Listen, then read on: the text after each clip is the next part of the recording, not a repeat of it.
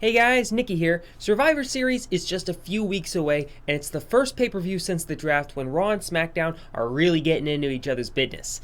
And since Raw and SmackDown are getting together like that, talks of trades between the two shows have only escalated. So I decided to come up with some trades that would be difficult for either side to say no to. Here are 5 of them.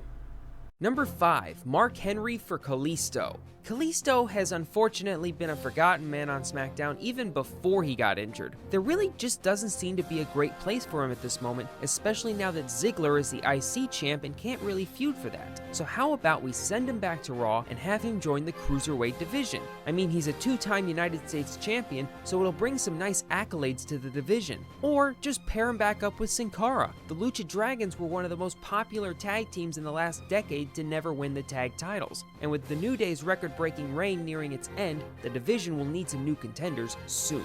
Either way, Callisto fits better on Raw.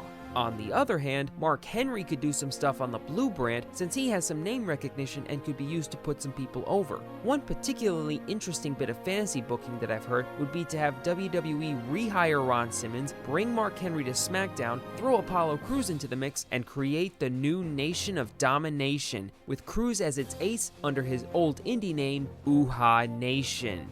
WWE would have to tread carefully given the racial tensions in this country at the moment, but that could get some people's attention at the very least. Number 4, Gallows and Anderson for the Usos. This would be a bit of a lateral move as both men occupy roughly the same position. No-nonsense heels who like to beat people up, but a change of scenery would help both sides. The Usos coming back to Raw would let them feud with the New Day again, but this time with the New Day as the good guys instead of the Usos, which is always a neat little dynamic. Meanwhile, on SmackDown, the Good Brothers could take a shot at Slater and Rhino's tag titles, especially since Slater and Rhino need a new heel team to face since they've already beaten the Usos twice and the Spirit Squad for the titles. Oh, and who's the world champion on SmackDown? Oh yeah, it's your boy, AJ Styles. A reuniting of the club, only this time with everyone holding some gold?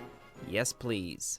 Number 3, Sami Zayn for Baron Corbin. Much has been discussed over the lack of direction Raw has given Sami Zayn since the end of his feud with Kevin Owens, but one thing continues to be said. Sami would be better served on SmackDown. SmackDown is in need of a consistent upper mid to upper card male singles face since Dean Ambrose and Dolph Ziggler seem to be the only ones in that range thanks to John Cena's extended absences and Randy Orton's recent turn to the Wyatts. Plus, it would bring about the return of everyone's favorite makeshift tag team, Ska Madness. Baron Corbin, on the other hand, could fill a nice position on Raw, Roman Reigns' next feud.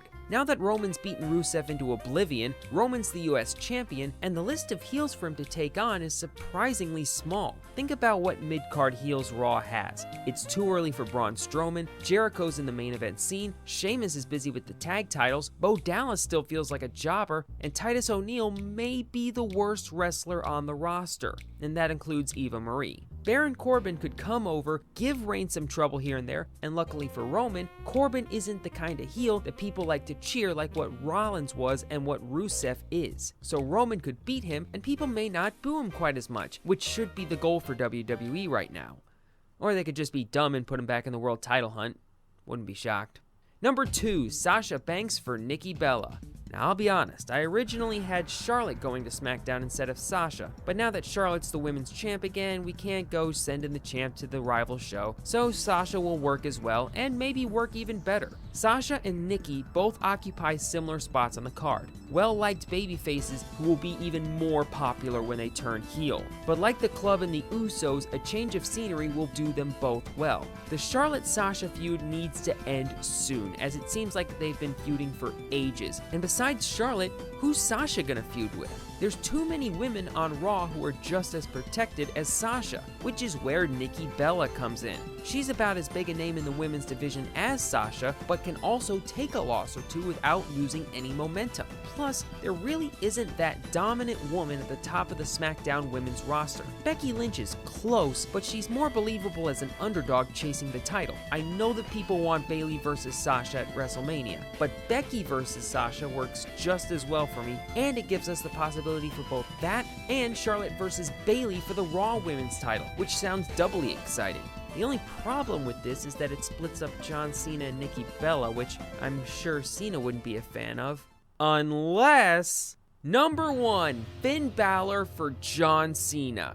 Finn Balor won't be back until the Royal Rumble at the earliest, and there's a Finn-shaped hole at the top of Raw's card. Right now, John Cena is weirdly directionless on SmackDown, so if he were to go over to Raw and feud with Kevin Owens over the Universal Championship, that would give the original face that runs the place a high-profile feud that we can all get excited for on the road to the Royal Rumble, since we've already seen these two put on classics. And maybe this is just a subjective thing, but Cena always felt like a Team Red man anyway.